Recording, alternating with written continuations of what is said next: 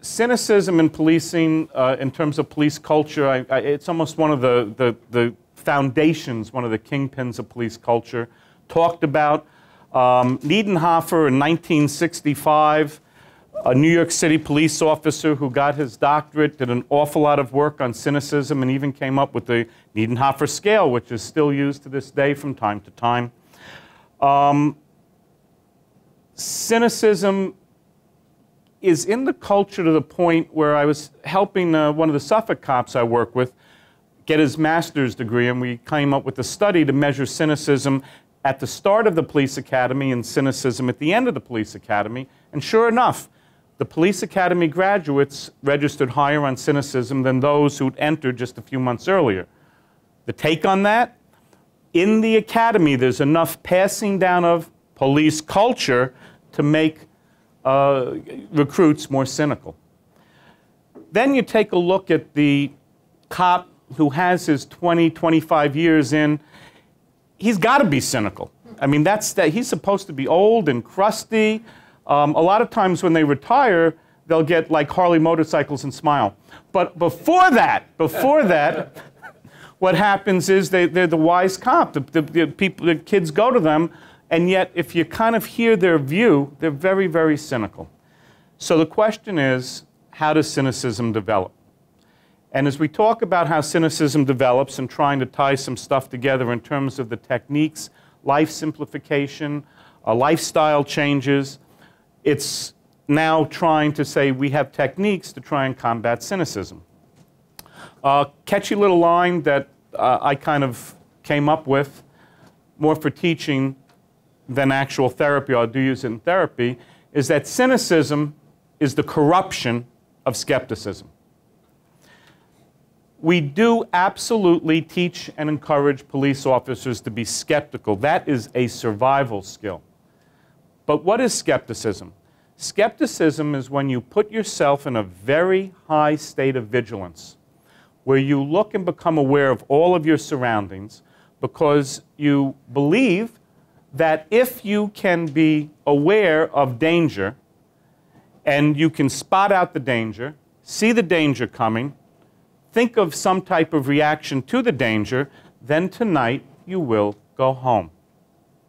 So the idea of skepticism is healthy because I can go home is a healthy idea. I can spot danger is a healthy belief. But it also says something else, skepticism. By saying that I can pick out the bad, the dangerous, and the negative, you're also saying that there's good, there's positive, and there's safe. I have to be able to separate the two. But the only way I'm going to pull that off is if I put a lot of energy into being skeptical. Now, you have your cops here and you have your psychologists here.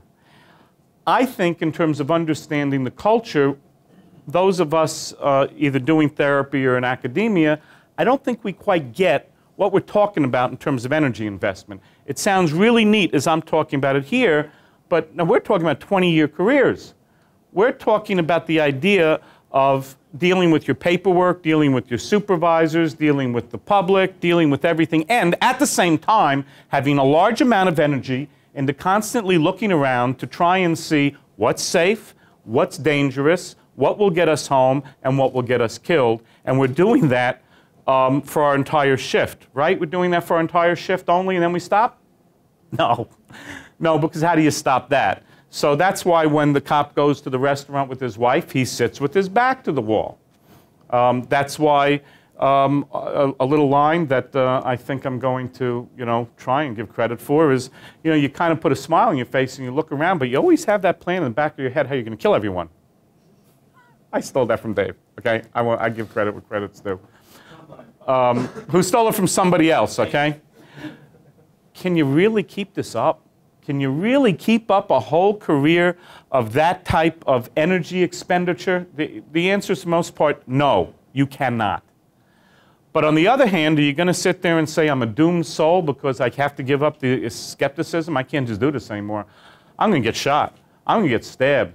I'm going to, with my head down, kind of exhausted, walk into a domestic violence and get whacked in the head with a rolling pin. That's what's going to happen to me. No, you can't do that. So what you do instead is you, without realizing it, create a different worldview that looks an awful lot like skepticism, but isn't. You develop a worldview of cynicism. Skepticism says the world is full of shit, but also has a good part. Cynicism doesn't make you do the work of separating. The world's full of shit. It's all bad. It's all shitty. It's all no good. You basically get to stop putting out the energy, and you think you're safe, but you're not. You're burnt out. Cynicism for police officers, more than just the inevitability of their career, cynicism actually becomes something that is harmful to them, that is dangerous. So how do you deal with cynical cops? Very difficult. A lot of times they don't even want to come into therapy. They're the ones who are more likely to be cajoled by their spouses. Often they're actually not sending in that they're in trouble because they're somehow cynical enough to manage not to get in trouble. But one of the things, well, outreach. I did an interesting little handout, which I don't have, that we put in our union newsletter. I thought it was timely during Christmas. Scrooge was a cynic. Basically, because if you ever think about the story of Scrooge, he didn't start out as a cynic. He had his girlfriend. He loved the girlfriend. He wanted to do good in business, but he kept on getting cheated. He kept on getting robbed. And eventually, bah, humbug, he became a cynic. And what happened to Scrooge when he became a cynic? Just about destroyed his life. The only thing that pulled Scrooge out of having his life totally destroyed, even though it was pretty bad for him, is the three ghosts kind of at the end, kind of caused him to change his mind and maybe think, maybe I should start getting back to liking people and liking some of the world around me. If you think about skepticism versus cynicism, again, a repeat, skepticism thoughts of beliefs of skepticism are reality-based. They're self-protective. They're goal-oriented because it assumes that one can get home safely, can get the bad guy. Skepticism is optimistic. Because if you weren't optimistic, thinking you can be okay, why the hell would you do all of that energy expenditure to begin with? And skepticism, put a star around it, is very high energy. Cynicism is not reality-based. Cynicism pulls into it the cognitive triad of depression. Life is shit, life will always be shit, and I can't do anything to change this. Cynicism is self-destructive. Cynicism has no direction. Think of that when you're thinking of the wish list. No direction in cynicism. Why would you have direction? Everything's bad. What are you going to go towards if everything's bad? Cynicism is the epitome of pessimism. And cynicism is low energy. That's why it's adopted. It's low energy. But low energy is also one of the things that sparks depression. Think of lifestyle change. The only thing I'll add to cynicism, well, other than that, it is so interesting. It is a foundational element of the police culture. But what do you do to get a cop to try and take a look at the cynicism? What's that going back in the room? What's that hook that causes the cop to maybe want to pay attention? Here's what I found is one of the major hooks.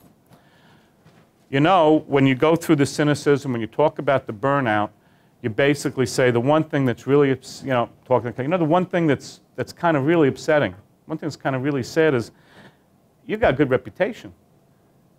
You've been a cop for a long, long time.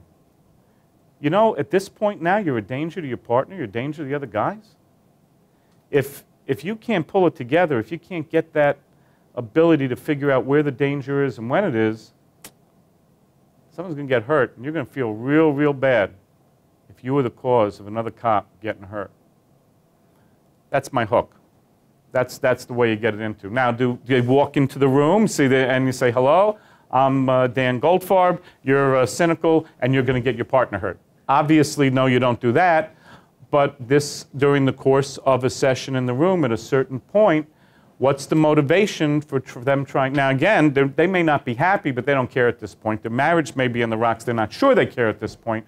But the one thing that a cop will always care about is the possibility that he could be a liability to other police officers. Now, that would be the hook.